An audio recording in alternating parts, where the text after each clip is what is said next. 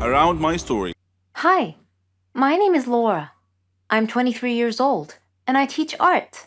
I recently got married to the love of my life, Norman. I considered him my friend, my brother, my son, and my husband.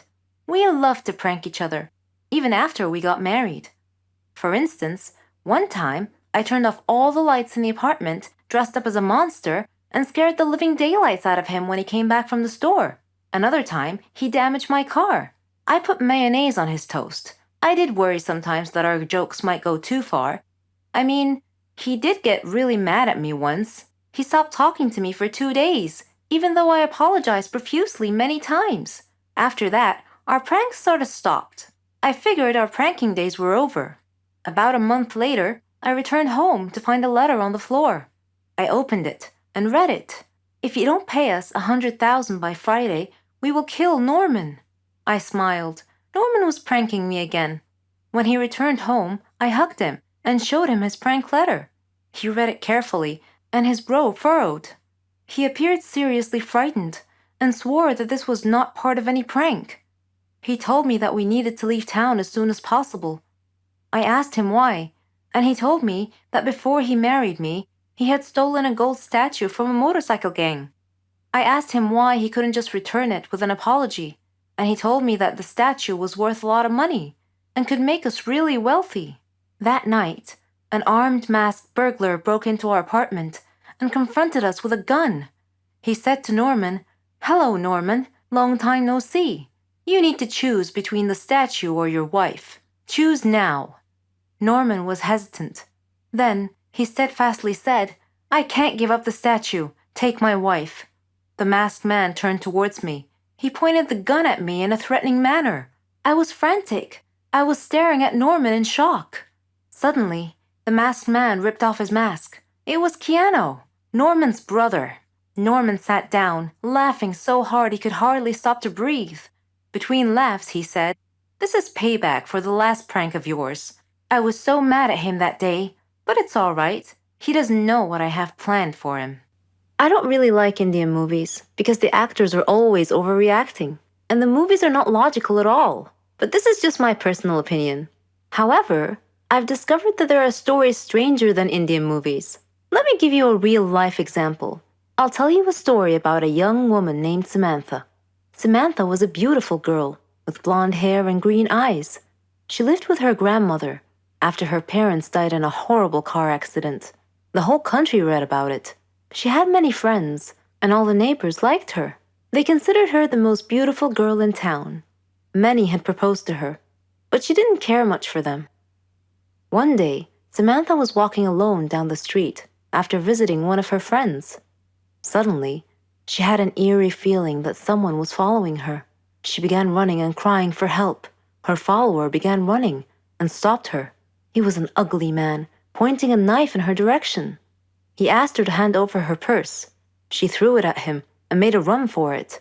The man said wait and made to stop her, but another man appeared out of nowhere and punched the thief, who fell unconscious. The brave and good Samaritan picked up Samantha's purse and handed it to her. He was very handsome, with green eyes, soft hair, and an amazing smile. He escorted her back home, and she felt that he was her knight in shining armor.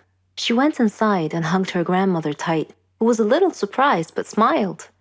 Samantha was so happy that she gently pulled her grandmother to her feet, and they whirled around and danced playfully.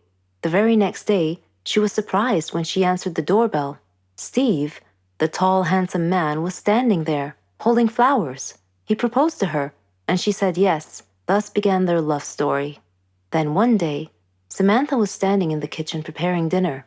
Steve and her grandmother were out, but they were supposed to be back soon. Samantha had everything ready, and she set the table.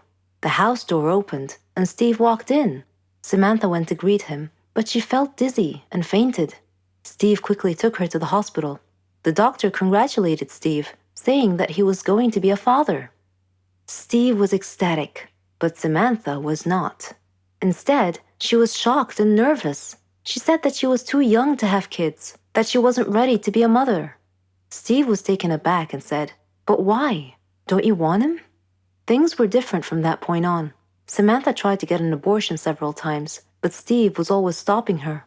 She couldn't accept it. She blamed Steve, but Steve couldn't understand her. In her 7th month of pregnancy, Samantha was with her grandmother at the supermarket when she saw a small boy run onto the road. Fearing he might get run over by a car, Samantha quickly pulled the boy off the road to safety. The boy's mother saw what happened and thanked Samantha, feeling so grateful and relieved. Samantha was crying at the moment and replied, "No need to thank me. I'm going to be a mother like you soon." For the first time, she was beginning to feel real affection for the baby. "Forgive me," she silently thought to herself. She tried to contact Steve many times to tell him that she had finally accepted. She was ready to become a mother, but he never responded. Finally, the day had come. Samantha went to the hospital to give birth. After the surgery, she was very tired. Nevertheless, when she woke up, she immediately asked for the baby. Her grandmother handed her the child. It was a daughter, and she was so beautiful. The nurse tried to take the baby out of her arms, but Samantha refused, wanting to hold her for as long as she could. The next day, Samantha heard a big commotion, and she had a feeling of dread that something bad had just happened. It was confirmed when she saw her grandmother's face. She asked what had happened, and her grandmother told her that a child was missing and had apparently been kidnapped. Samantha's pale face slowly pleaded, "Please don't tell me that it was my daughter." When her grandmother nodded, Samantha broke down and began crying and wailing in pain. The nurses tried to calm her down, and when she did, her grandmother came over to her and handed her a note. It had been found in her missing daughter's hospital crib. It was in Steve's handwriting. It simply said, "If you don't want her, I do." Then Samantha fainted. For many years, she tried finding her baby, but couldn't. Steve and her daughter had vanished into thin air. She felt as if time had stopped for her, but Steve didn't feel that way. He raised their daughter into a beautiful young woman.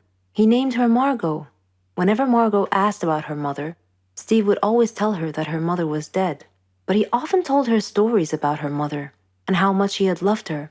Margot's intuition, however, told her that her father wasn't being completely honest with her and that he was hiding some big dark secret.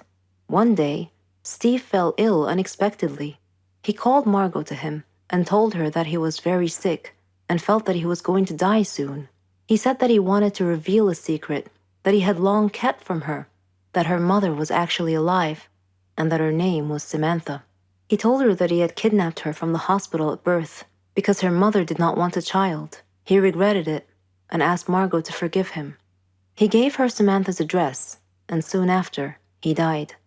After his death, Margot decided to go looking for her mother. I am Margot, and I am now standing at my mother's address. At her front door, I cannot predict my mother's reaction when she answers the door and I introduce myself as her daughter, but I'm going to hug her and tell her that I've missed her for so long. I am addicted to food. I suffer a lot. I need help. I've tried to give up, but I fail every time. Hamburgers. Who can give up eating hamburgers, especially with barbecue sauce? I didn't mind this kind of addiction, but I'm getting ahead of myself. Let me begin by introducing myself. I am Patricia, 15 years old, living with my parents and my brother. I lead a quiet life. No interests, no hobbies, except for eating, that is. Food is my faithful friend. It never leaves me. It is my partner, my soulmate. But having food as your soulmate has insidious side effects. A dark side, if you will. It denies me a healthy life, robs me of the energy to play, and causes me to sleep excessively. I would much rather stay at home with a bag of potato chips than go out and exercise. My soulmate ultimately betrayed me, though, last Thanksgiving at my granny's home. She lives in a state nearby. Granny was a clever doctor and an excellent cook at that. She could conjure up something really delicious. On that day, she had prepared barbecue turkey with nuts and other secret recipe ingredients. The taste was so great, as if it had descended from heaven itself. I felt like I was fighting a food war, and I had to win at all costs. I ate and ate and ate. I don't know why, but I just couldn't control myself. I attacked that turkey like it was the last on the planet. But every culinary war with a worthy adversary, such as the barbecued turkey, has its own unique type of casualties. Suddenly, I found myself unable to breathe. I fell to my knees and passed out. The turkey had won. I woke up later in the hospital, though, still clinging to an unfinished turkey leg. The doctor told me that I was gaining way too much weight. He said that I should be put on a diet. Diet? Man, how I hated that word. It hung over my head like the sword of Damocles. It meant depriving me of my passion, my reason for living. I considered eating vegetables in small amounts to be the worst form of cruel and unusual punishment, the worst form of torture imaginable. Imagine thinking of a wonderful, greasy, cheese-laden pizza with all the toppings and then suddenly opening your eyes to find a healthy green salad bowl. But I had reached a turning point in life. One day, my brother was playing on the street, while I was sitting at home gazing longingly at a tempting piece of cheesecake, just sitting there, taunting, daring me to eat it. I struggled mightily to resist the urge, but in the end I succumbed and wolfed it down like a starving animal. Shortly afterwards, I began feeling dizzy, but I was unable to call for help this time, and then I passed out again. I was taken to the hospital. While lying in the hospital bed, half conscious, I overheard the doctor say to someone, "She needs to stop eating or it will be the death of her." I thought to myself, whoa, death? So I made up my mind right then, right there. I resolved to fight a new war, a war against my appetite. On our way back home, I told my father that I wanted to see a nutritionist. He was delighted to hear that. Later, at the clinic, the doctor welcomed us in. She told me how to overcome my eating fetish. She gave me a strict diet regimen with a schedule full of healthy meals. I kept telling myself that winning this war was possible. I simply had to be patient and persevere. I stuck to the strict diet and did some physical workouts. My parents supported me wholeheartedly. I was enthusiastic. I can totally do this. A week passed quickly, and I eagerly visited the doctor to receive some good news. When the doctor weighed me and told me that my weight hadn't changed at all, I was crestfallen. She looked at me and asked me, how was this possible? I told her I didn't know, because I was following her diet thoroughly, though it did require a tremendous effort on my part. Another week passed, and again I went to the doctor. The results were the same. She said to me, "Patricia, are you sure you're following the diet I prescribed for you?" I said yes. She sat there wondering.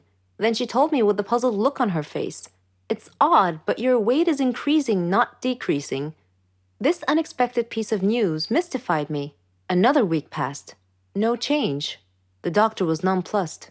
I returned home with a dejected look on my face. My father asked me what was wrong. And when I told him, he laughed. Do you believe that? My father actually laughed at my predicament. I was furious.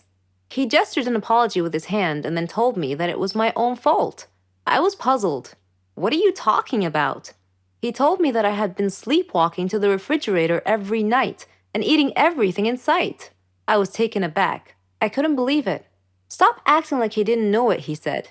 "You must have been awake." I replied, "No, Father, I'm not acting. I was truly unaware that I've been sleepwalking and eating in my sleep." But now that we've finally solved the mystery of the increasing weight, we returned to the doctor with this new information and told her the situation. She laughed and told me that my discipline had denied my body the food it craved, but my brain had refused to cooperate and had overridden my will by urging me to eat in a subconscious state. She told me not to worry, though, that she could treat that. Armed with this knowledge and her support, and the support of my family,